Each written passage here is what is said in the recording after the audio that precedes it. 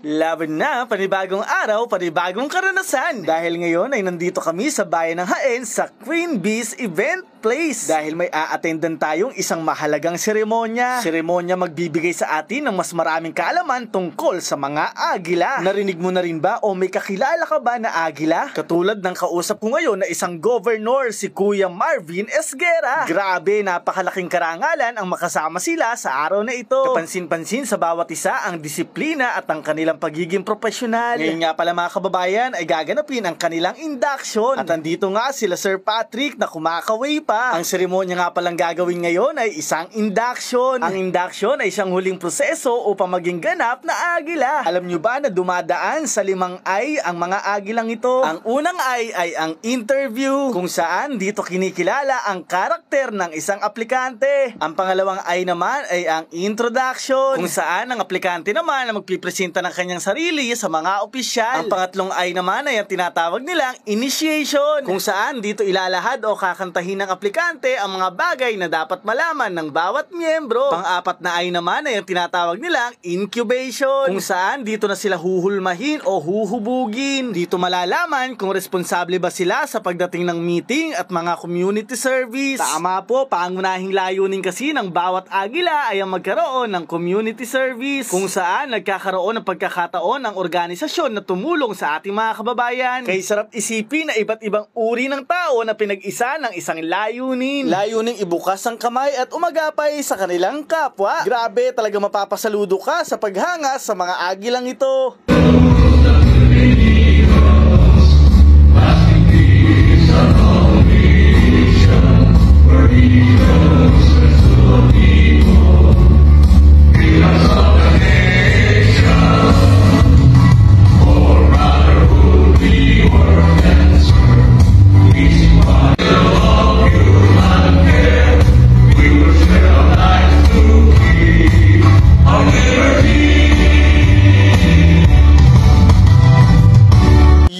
Grabe, talagang mararamdaman mo ang brotherhood dito. Mga kababayan, ito nga pala ang Central Luzon Region 14. Ito ay kinabibilangan ng 3 club. Ito ay kinabibilangan ng Sanlahi Hinirang Eagles Club na pinamumunuan ni Kuya John Villa Sr. Siyempre naman, nandyan din ang Sambisig Hinirang Eagles Club na pinamumunuan ni Kuya Erwin Espina. Siyempre naman, hindi papahuli ang Pinagbuklod Hinirang Eagles Club na siyang pinamumunuan ni Kuya Eric Corpus. Ito nga pala yung ibang nakasama natin dito.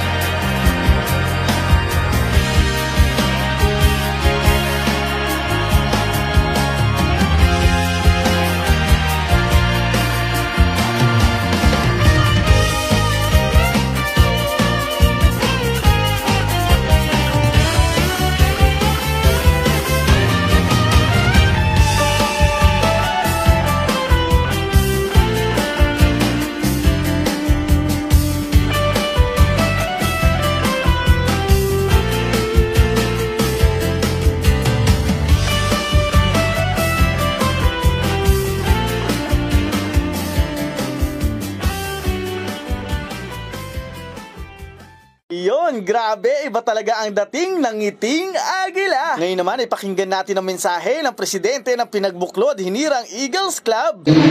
Among the late Eagles and my wife, Shirley, Gonzalez Maramil, Mami, lahat ng late Eagles. Siyempre, marami tayo ng iba, marami tayo ng maglaw, marami tayo ng nawawala. Eagles, applicant, ito yung minimum price natin natin. Bilang isang eagle, we have enlightened,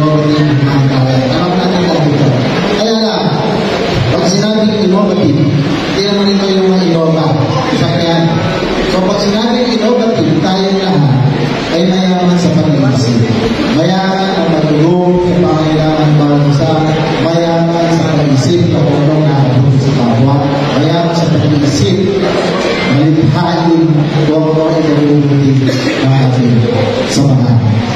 So, animated primary by strong primary groups and determinations and bilang isang magkapatid, natural na sa atin ang nagkakaroon ng ritual.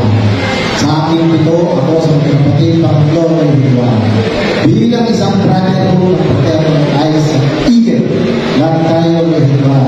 Bilig 1 hours, 2 hours, 12 hours. As much as possible within one day. Na-resolve natin ang ating ritual.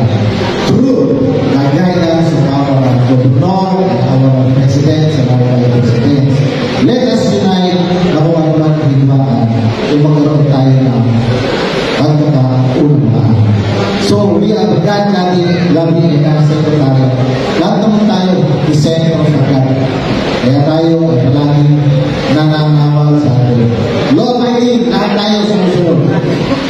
Kahit kami po, kabilang isang metro ng Lord Joseph, kapag meron pong agila na nagkakaroon ng eleksyon. Kami po, bilang isang kabilang Ravens City, kung sino po sa inyo ang meron pagkakamali, ito po ay padadaanan natin sa tamang basihan upang kayo ay mabigyan ng pansin. So, magandang magandang hapon po. Alam ko na nagluto na kayo lahat. Gusto ko na ba akong niluluto pero sa dahil sa kayo natin mga kuya at sa muli natin magsasama. Mabuhay ang Central Luzon ng Mabuti! Mabuhay! Mabuhay ang kanila! Mabuhay! Mabuhay po tayo mga. Yun, matapos nga magsalita ni Pres, ay nagsalita na rin ang iba pang mga presidente ng iba't ibang club. Siyempre, nagbigay din ng mensahe ang governor ng Central Luzon, Region 14. At oo naman, hindi pwedeng hindi magsalita ang naging guest. Walang iba kundi si Konsehal Ruben Ilagan. Pagkatapos nga nun ay nagkaroon ng sumpaan. At nagkaroon na rin ng pagkakataon upang siya ay mabati ng mga dating agila at mga bagong agila. Ay grabe, talagang mararamdaman mo ang kapatiran sa organisasyong ito. Tanda na walang katapusang pagtutulungan. At heto na nga, ginawaran na ang mga natatanging agila. Siyempre naman, ating ipagmamalaki ang ating kaibigan dyan na nagkaroon ng award, Sir Patrick. Congratulations po! Siyempre, gayon din sa iba pang mga nagawaran ng parangal.